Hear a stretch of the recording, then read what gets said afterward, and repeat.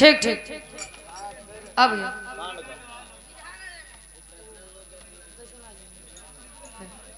बस बस भैया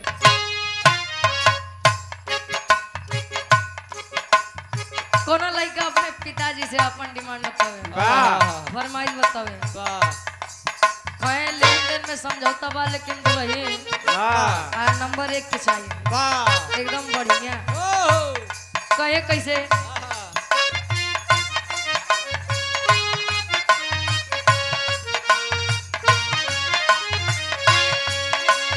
हमके दुल्ही चाहिए हमके दुल्ही चाहिए अंग्रेजी स्टाइल वाली ना हमके दुल्ही चाहिए अंग्रेजी स्टाइल वाली ना हमके दुल्ही चाहिए अंग्रेजी स्टाइल वाली ना ओ स्टाइल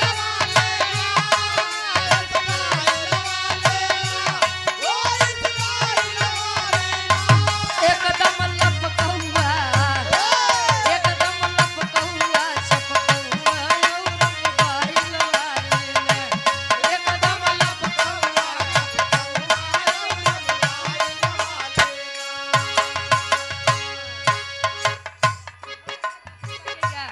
कैसन यार जमाना कैसन यार जमाना खाना में परिवर्तन होई गवा कैसन यार जमाना खाना में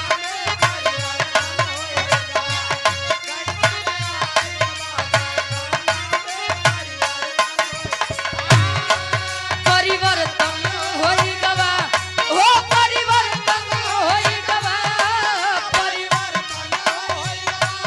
हो परिवर्तन होई गवा कैसन यार जमाना खाना में परिवर्तन होई गवा कैसन यार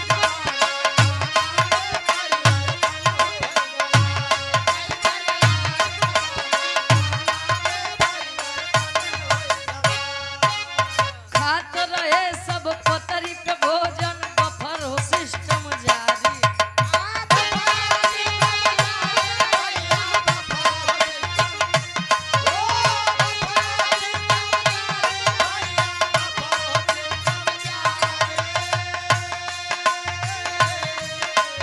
गरिदिश में गरिमा पड़ी गई ले सोचे ले नर नारी घर घर बजे मोबाइल घर घर बजे मोबाइल गाना में परिवर्तन होई गवा घर घर बजे मोबाइल गाना में परिवर्तन होई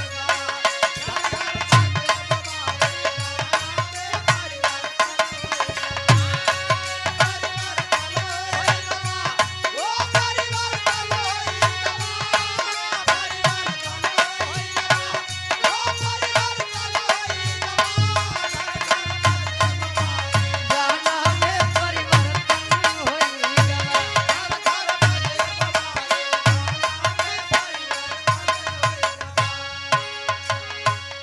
और आप हृदय के गार्जियन जी आप धर्मेंद्र यादव नेताजी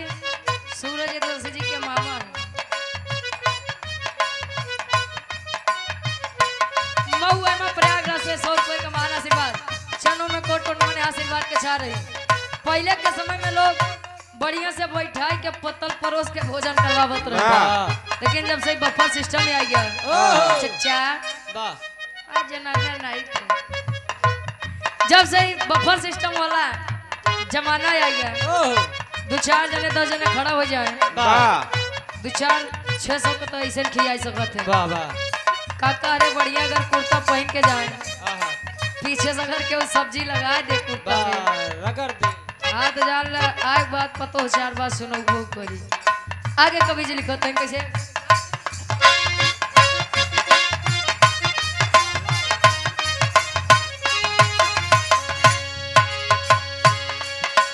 हाथी माई बिटिया के खाला गईले लाज राई भैया गईले लाज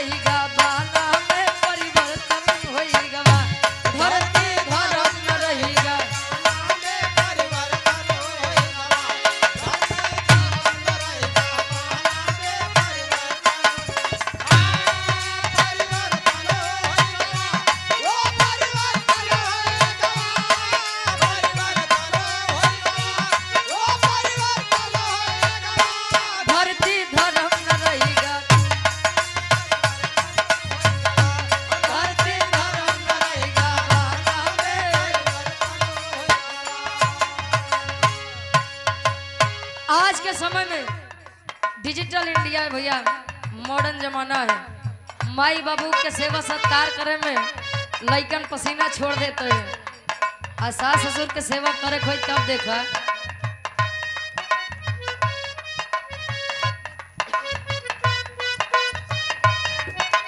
और आप हृदय के गार्जियन जी सम्मानित आप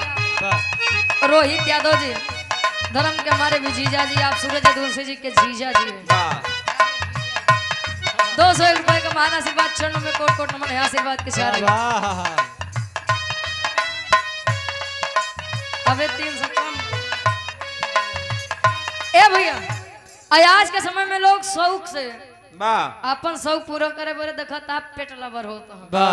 पेट लवर के मतलब जानवर के कुकुर पाल लेता है, बिलारी पाल लेता है, लेकिन अगर माई बाबू पाले खोए अच्छा जाते हैं। अगर माई बाबू के 2 टाइम के रोटी दे पड़े तो जान ला दुल्हे मुँह फुलाए। अगर हमका पता होता है, पता होत कि तोरे घरे आई बाद हमका इतना काम करे पड़ी, विश्वास मन हम तोरे घरे वो ही न करी। माई बाबू तो कितना जने के देखा था वृद्धा आश्रम में पहुंच जाते हैं दुल्हने के चक्कर में। अच्छा दुल्ही जवन बात तो ठीक है बा, जवन बात दुल्हा सुनो थे जान ला वही घरे में इमारा मारी ज्यादा होती। आखिरी भाव कभी जी लिखते हैं कैसे,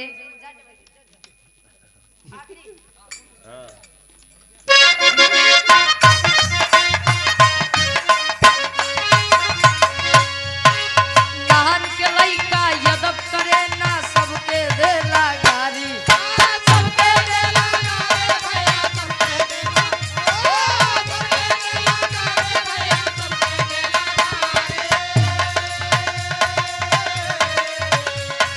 पवन कभी लिखते जग में लगनी सबको न्यारी। तब फालतू लिखे न गाना।